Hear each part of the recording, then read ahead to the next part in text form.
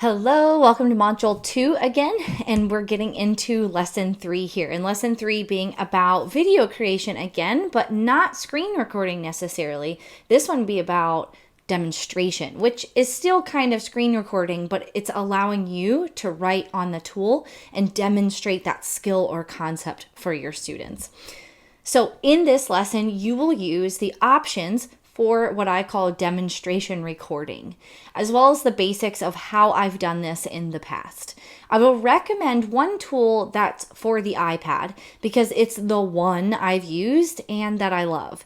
But then I'll recommend a very basic go-to option I have loved that anyone can use. I'm super pumped to show you that one in particular. So let's get started.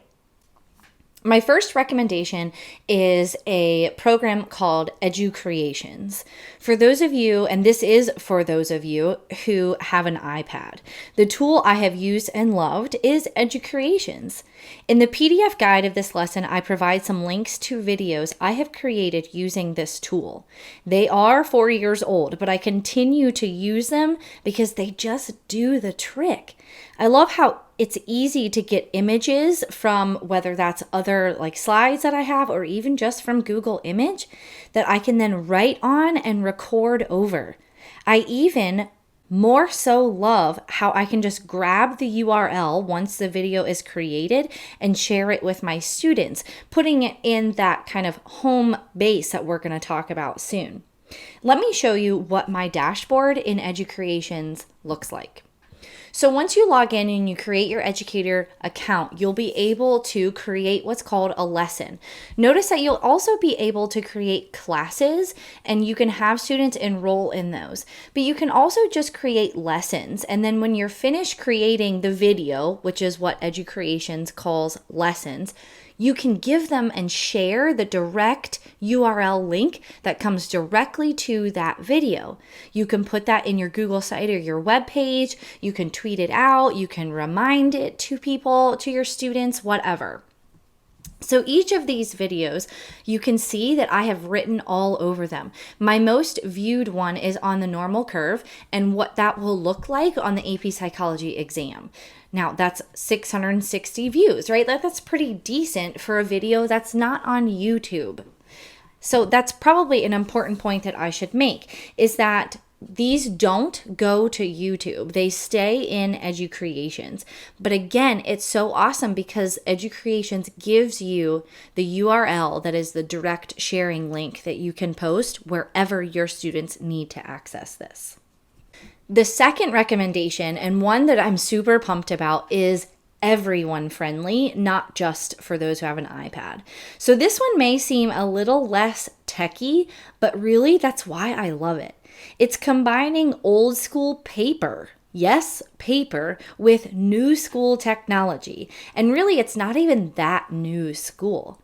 For this technique, I recommend using Hue HD's document camera, specifically their Pro camera, which you'll see pictured in my office on the next slide. A quick note though, I would bet there is a document camera in your building somewhere for teachers to check out, just like they're checking out a book from the library.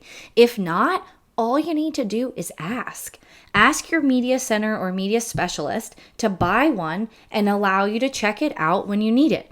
Or ask your department chair to purchase one for the department and let you house it in your room, wink, wink, right? Because then you have easy access, but then other teachers can borrow it whenever they need it. So let me show you the setup that you'll need. Now, this is a picture directly from my office, and you see that I have my red Hue HD camera. Now, this is their Pro camera that I totally recommend, and the reason being is because you're kind of looking at the back of it here, but on the other side, up underneath, there is a light so that it illuminates the paper that you are writing on. So you'll need a document camera that links to your computer set up over top of something you're demonstrating on. This is where I hope to hone all the artsy elementary teachers who can whip up a beautiful anchor chart in no time, right? And here, I bet it's just a blank sheet of paper and your favorite marker. Always go with the flares, right? So then when you open up Camtasia, you can select the camera you would like to use. And remember, I talked about that in the last lesson, and that one of the drop-down menus you're going to be able to select from before you go to record is which camera you would like to use. So make sure to hit the drop-down menu and select the Hue document camera, which may be listed in Camtasia as the USB camera. This will then turn off your web camera so it won't capture you while capturing the demonstration, which is a good thing, right? Because you're not in front of your web camera.